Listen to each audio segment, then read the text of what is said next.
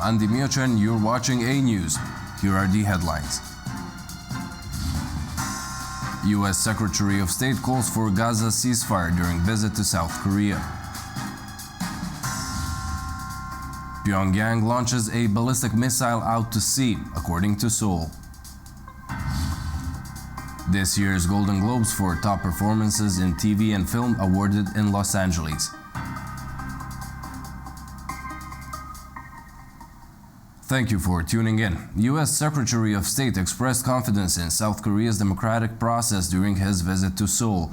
Antony Blinken told a news conference that North Korea's missile test on the day of his visit was a reminder of the need to deepen Washington's cooperation with South Korea and Japan. He also said that Washington wanted to see a ceasefire deal in Gaza concluded and the hostages brought out in the next 2 weeks. U.S. Secretary of State Antony Blinken expressed Washington's desire for a ceasefire agreement in Gaza and the release of hostages to be finalized within the next 2 weeks. He announced it at a press conference with South Korean Foreign Minister Cho Tae-yul in Seoul. Blinken stated that efforts are intensifying to secure a ceasefire between Israel and Hamas, as well as the return of Israeli hostages before U.S. President-elect Donald Trump takes office on January 20th. We're working very hard to bring that over the finish line. And what we've seen in the last couple of weeks is a re-intensified engagement, including by Hamas, but we have yet to see agreement on the final points. So what I can tell you is this. We very much want to bring this over the finish line in the next 2 weeks, the time that we have remaining. And we will work every minute of every day of those 2 weeks to try to get that to happen. Blinken also condemned North Korea's latest missile launch, which conducted following Blinken's meeting with South Korean acting President Cho Sam-mok. U.S. Secretary said that it is yet another violation of several UN Security Council resolutions. He also addressed North Korea's increasing collaboration with Russia. Blinken warned that the U.S. believes Russia is planning to share space and satellite technology with North Korea in exchange for support in the Ukraine war. In the last week of December, more than 1,000 North Korean forces were killed or wounded in Kursk. Casualties of Russia's effort to redraw the border of a sovereign country, Ukraine, to do it by force, and a sign of the growing threat posed by heightened cooperation between revisionist authoritarians in Moscow and in Pyongyang. Now, this is a two-way street. The DPRK is already receiving Russian military equipment and training. Blinken is visiting South Korea this week to reaffirm the alliance between the U.S. and Seoul, according to the U.S. State Department. Despite the ongoing political turmoil in South Korea, Blinken emphasized Washington's full trust in the strength of South Korea's democracy. Just a few hours before Blinken's press conference in Seoul, South Korea's military said that Pyongyang launched what appeared to be an intermediate-range ballistic missile. The missile flew 1,100 kilometers before falling into the sea, the military said, adding that it strongly condemns this clear act of provocation. The last time Pyongyang fired missiles was in November, a day before the U.S. presidential election, when it launched at least 7 short-range ballistic missiles off its east coast. U.S. President Joe Biden called the president-elect Donald Trump's idea to end birthright citizenship awful. Speaking to the press after signing the Social Security Fairness Act, Biden said the transition to Trump's government seemed to be going smoothly. U.S. President Joe Biden criticized President-elect Donald Trump's efforts to eliminate birthright citizenship, calling it awful. Speaking at the White House after signing the Social Security Fairness Act into law, Biden said the transition to Trump's administration appeared to be progressing smoothly. When asked about the upcoming anniversary of the January 6, 2021 Capitol attack and whether he still viewed Trump as a threat to democracy, Biden affirmed his belief, stating that Trump's actions posed a genuine threat to democracy. Biden also signed legislation to enhance Social Security benefits for certain retirees, including former police officers and firefighters who receive public pensions. As the first president in more than 20 years to expand Social Security benefits, this victory is a culmination of a four-year fight to provide security for workers who dedicate their lives to their communities. And I'm proud to have played a small part in this fight and get to sign it. According to the White House, this marks the first significant expansion of such benefits in 2 decades. The new law overturns an older policy that had restricted federal retirement payments for higher earning pensions recipients, a rule that eventually affected other workers, such as postal employees, by capping their benefits. As Joe Biden's presidency concludes, his legacy faces intense scrutiny. The Washington Post highlights controversies over delays in military aid, controversial clemencies, and inefficiencies in green energy programs, raising questions about the key decisions that shaped his final year in office. As the inauguration of Donald Trump's presidency approaches, criticism of Joe Biden's presidency and legacy intensifies. Columnist Mark A. Thiessen from the Washington Post outlined the 10 most controversial actions of Biden in 2024.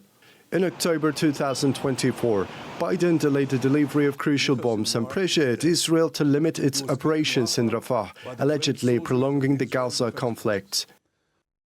By November 2024, concerns about the inefficiency of his green energy programs escalated.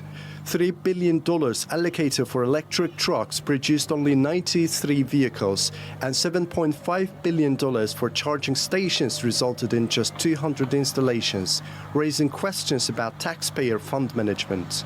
Throughout the year, Biden avoided sanctions on the International Criminal Court, despite its actions against Israeli and U.S. officials, a stance that broke with his predecessor's policies. After initially opposing court packing, Biden supported a plan to impose term limits on Supreme Court justices, drawing criticism for potentially undermining judicial independence. During the first half of the year, critics accused Biden's administration of misleading the public about his cognitive decline, a move they claimed impacted Democratic primary options. Biden controversially pardoned his son, Hunter Biden. Despite promising not to grant clemency, Biden justified the reversal by citing political motivations, sparking public trust concerns. By late 2024, his decision to grant clemency to 37 death row inmates, including serial killers and child abusers, drew significant backlash. Critics contrasted this with Biden's strong support for abortion rights, highlighting inconsistencies in his policies. During a virtual event in September 2024, Biden referred to Trump supporters as garbage. The remark came in response to a controversial joke made by a Trump supporter about Puerto Rico, which Biden condemned as hateful rhetoric. 3 years after the 2021 Abbey Gate bombing, Biden had still taken no action against those responsible, despite his vow to avenge the deaths of 13 U.S. service members. By late 2024, Biden faced criticism for his late provision of key military aids, such as ATACMS and F-16s to Ukraine. The delays were seen as lacking a clear victory strategy and potentially extending the war. A winter storm brought heavy snow and freezing temperatures to over 60 million people across the U.S. Indiana, Ohio, and the Mid-Atlantic are bracing for up to 30 centimeters of snow and icy conditions. Indiana's first snowstorm of the year hit on Sunday, blanketing the state with heavy snow and freezing temperatures. The National Weather Service issued a winter storm warning through Monday evening, predicting snow accumulations of 15 to 23 centimeters, along with a glaze of ice. This storm affected over 60 million people across more than a dozen states, from Kansas to New Jersey, bringing snow, ice, and freezing conditions.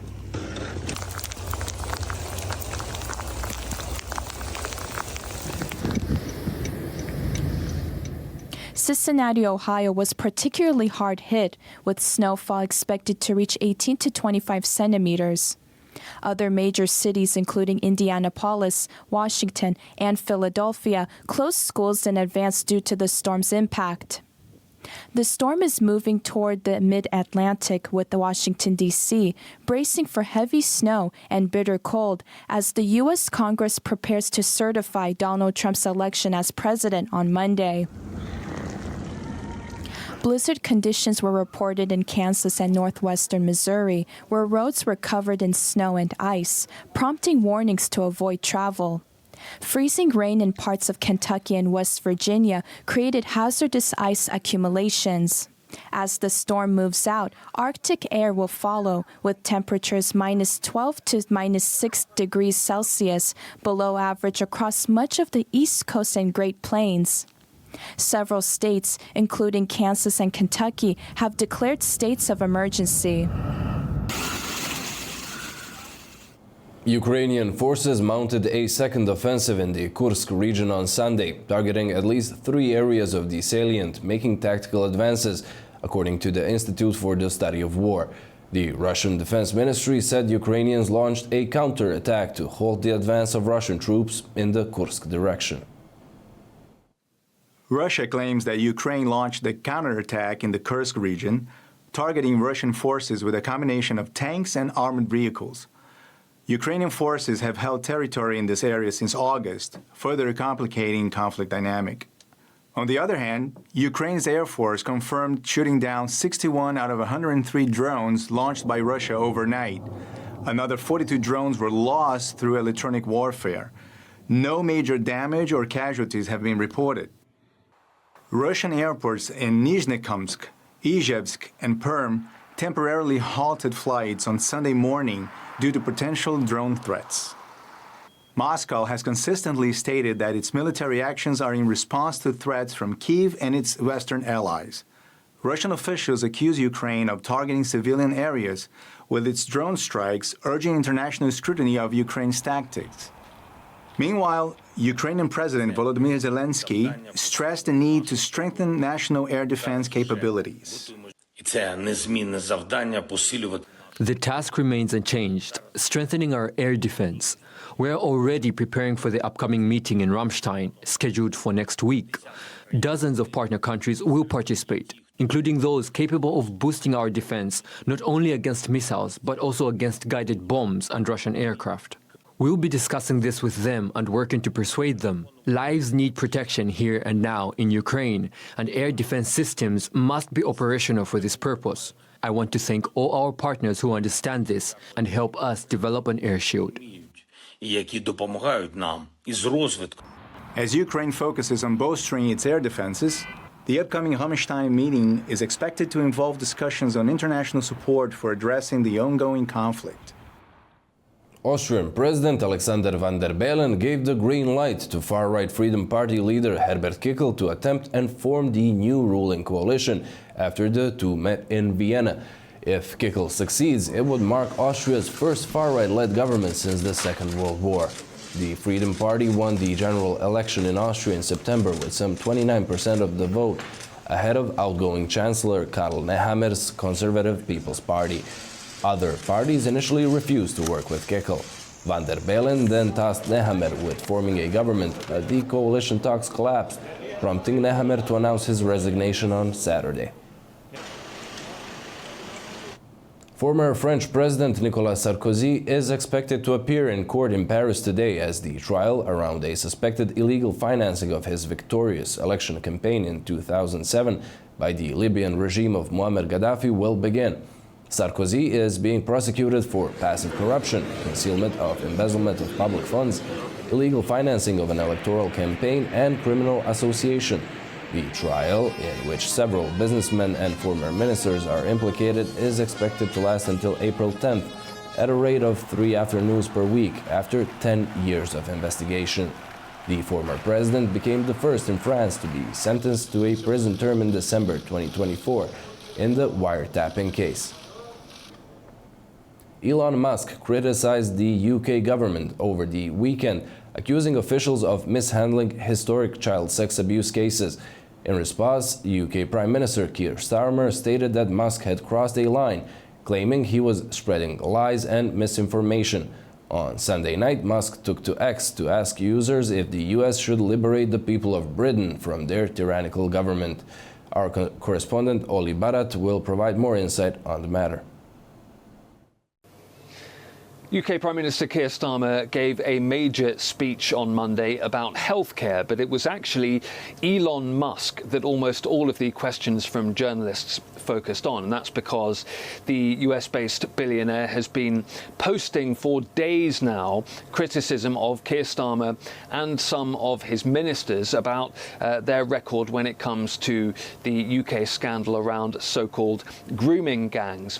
Keir Starmer, though, mounting a defence of his record and also the record of his safeguarding minister, Jess Phillips, on the issue. Keir Starmer saying that much of the criticism that's been coming the way of his government is based on what he called lies and misinformation, and he also criticised people for jumping on what he called the bandwagon of the far right.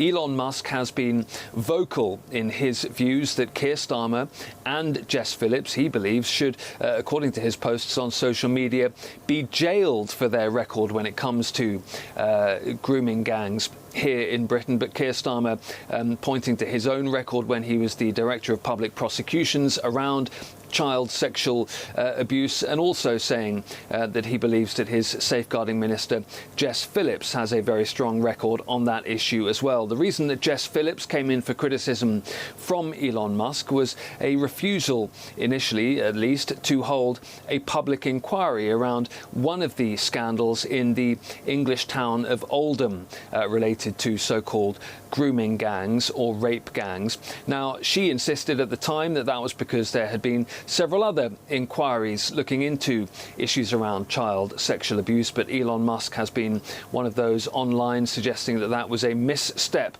by the UK's safeguarding minister.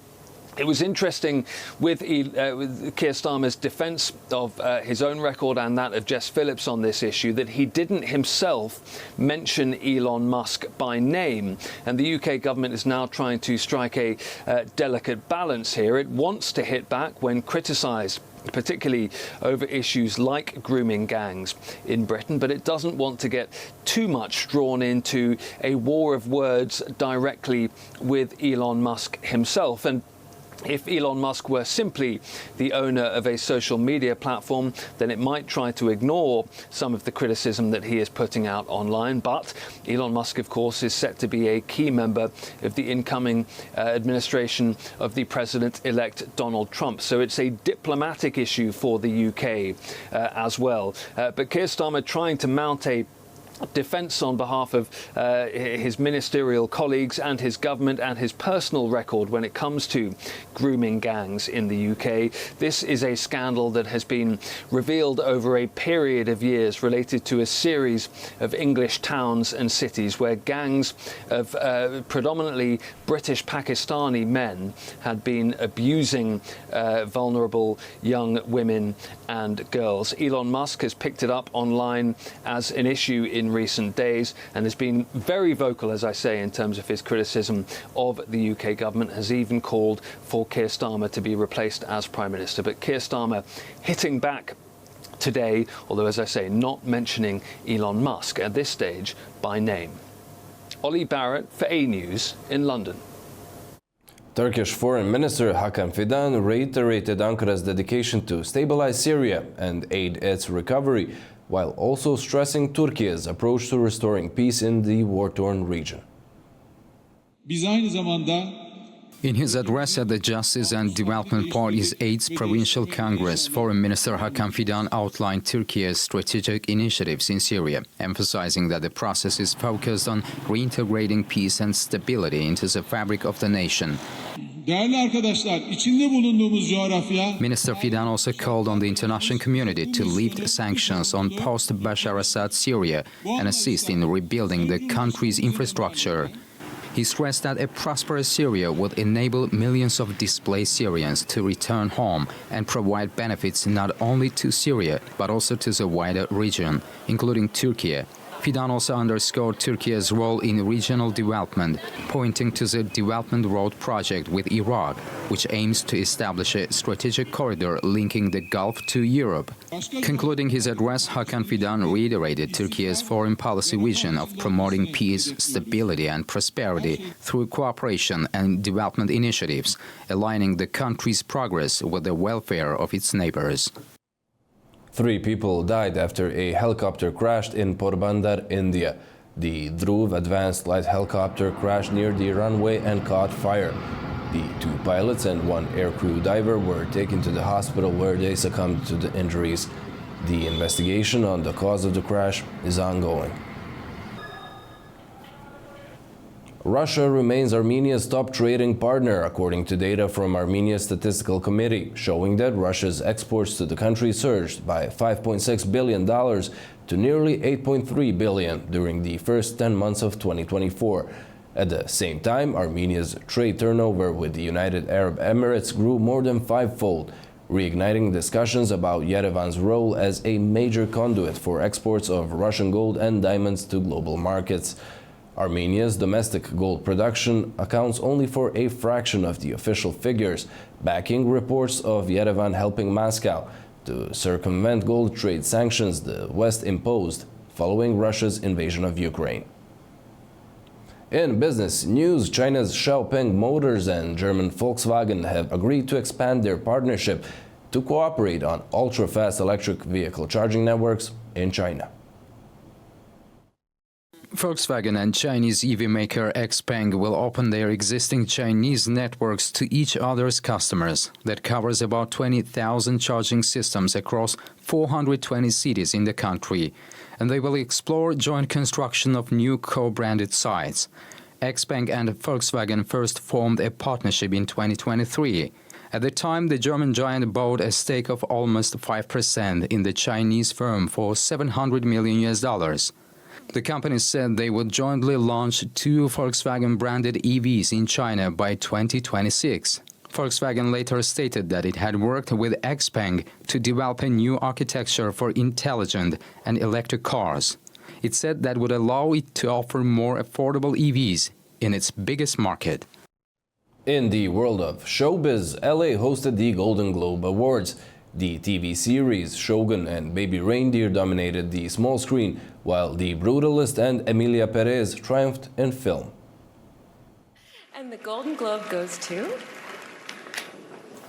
At the Golden Globe Awards on January 5th, historical drama Shogun dominated the television category, winning Best TV Drama, with actors Hiroyuki Sanada and Anna Sawai taking home Best Male and Female Actor awards for their roles in the series. Baby Reindeer was awarded Best Limited Series, with Jessica Gunning winning Best Actress for her role as a persistent stalker. In film, The Brutalist took home Best Movie Drama, and Adrian Brody was named Best Drama Actor for his role in the Holocaust survivor's story. Emilia Perez, a musical thriller, won Best Movie Musical or Comedy, and Zoe Saldana received Best Supporting Actress for her role in the film. Other notable awards included Demi Moore for Best Actress in a Musical or Comedy for The Substance, and Sebastian Stan for Best Actor in a Film, Musical or Comedy for A Different Man. The Golden Globes are seen as a significant precursor to the Academy Awards, shining a spotlight on rising stars and films in Hollywood's award season. China's Harbin opened its annual Ice and Snow World. The festival in the northeast of the country attracted more than 800,000 visitors on day 1. Fireworks lit up the frozen wonderland, kicking off the 41st Harbin International Ice and Snow Festival in northeast China's Heilongjiang province on Sunday.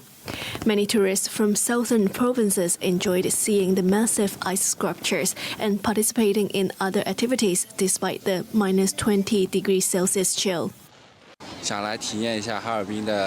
I wanted to experience the ice and snow world and the ice sculpture culture.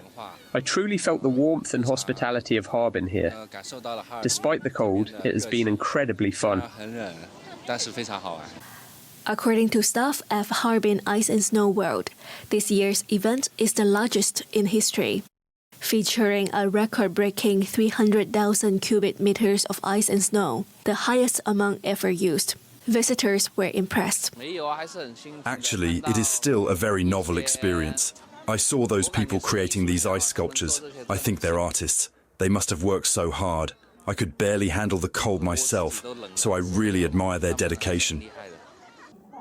The festival is not only an eye-opener for tourists, but it can also be fun. The Super Ice Slide, which stretches over 500 meters long, allows visitors to experience the speed and excitement that the slides bring. The ice slide was super thrilling. When you rush down, there's a slightly bumpy slope that makes you bounce a little, and that moment of bouncing is especially exciting.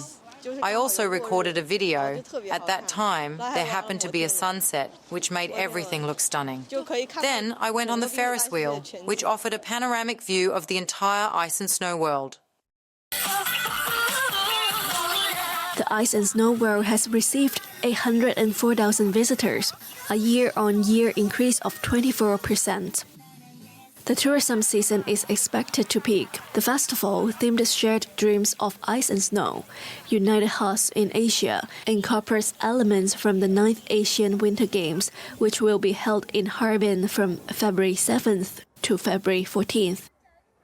Over in Spain, Madrid's streets were filled with excitement as the Three Kings Parade returned, drawing thousands of spectators. The event marked the end of the Christmas season.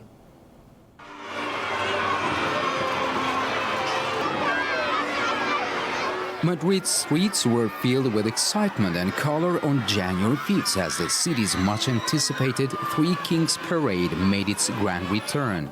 Thousands of spectators, including eager children, lined the route to catch a glimpse of Melchior, Gaspar, and Balthazar as they paraded through the Spanish capital. The event marks the conclusion of the Christmas season, held on the eve of the Epiphany, which commemorates the visit of the three wise men to the infant Christ, bearing gifts of gold, frankincense, and myrrh. Three Kings Night is a very special night, very beautiful, because we can all share it together and have many wishes and make many wishes. Right, girls? The family, along with thousands of others, reveled in the festive atmosphere, enjoying the sights and sounds of the parade.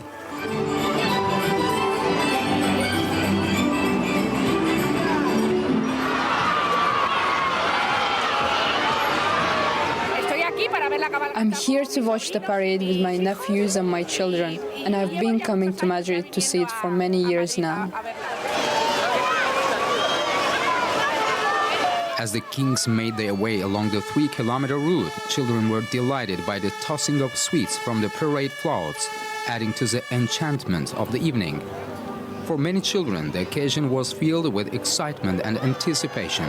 The parade not only marked the festive spirit of the season, but also united families in a joyous celebration that truly brought the magic of the Three Kings to life.